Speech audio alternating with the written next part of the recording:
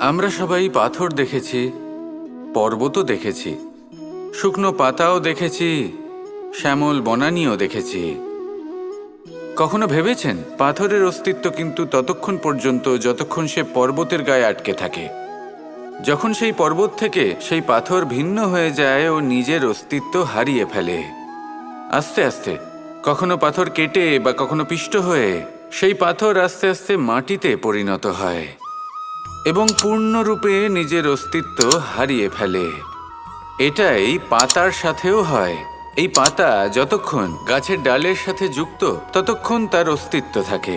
যখনই ডাল থেকে বিচ্ছিন্ন হয় সেও নিজের অস্তিত্ব হারিয়ে ফেলে। আর এটাই আমাদের সাথেও হয়।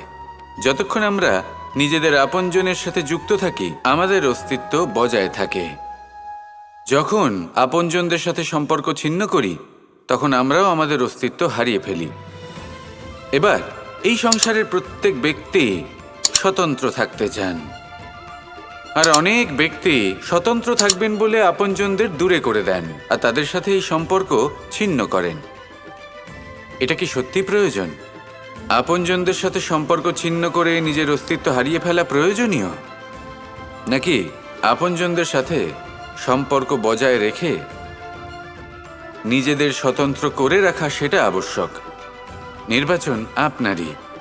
আসুন আমার সাথে ভালোবেসে বলুন, রাধা রাধা।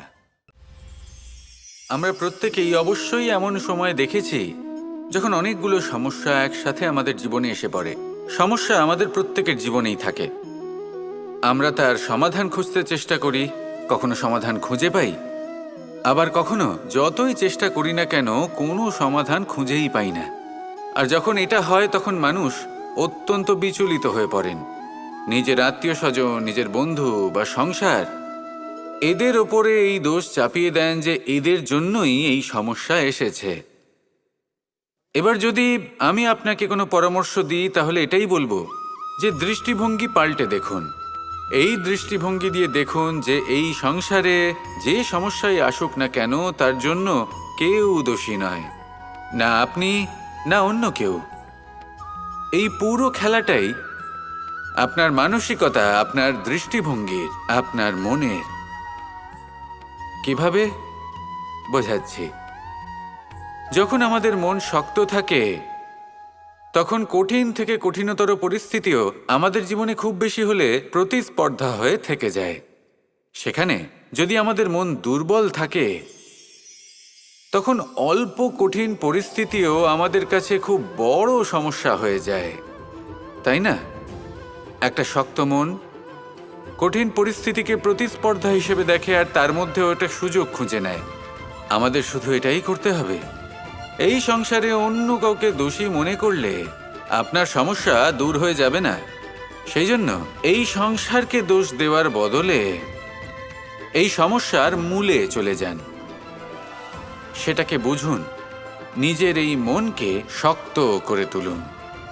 যদি আপনার মন শক্তিশালী হয় তাহলে এই সংসারে অনেক বড় বড় কঠিন থেকে কঠিনতর পরিস্থিতিও যদি আসে, আপনার জীবনে যতই বড় বড় সমস্যা আসুক না কেন আপনার লক্ষ্য লাভে বাধা দিতে পারবে না। আসুন আমার সাথে ভালোবেসে বলুন, রাধা রাধা।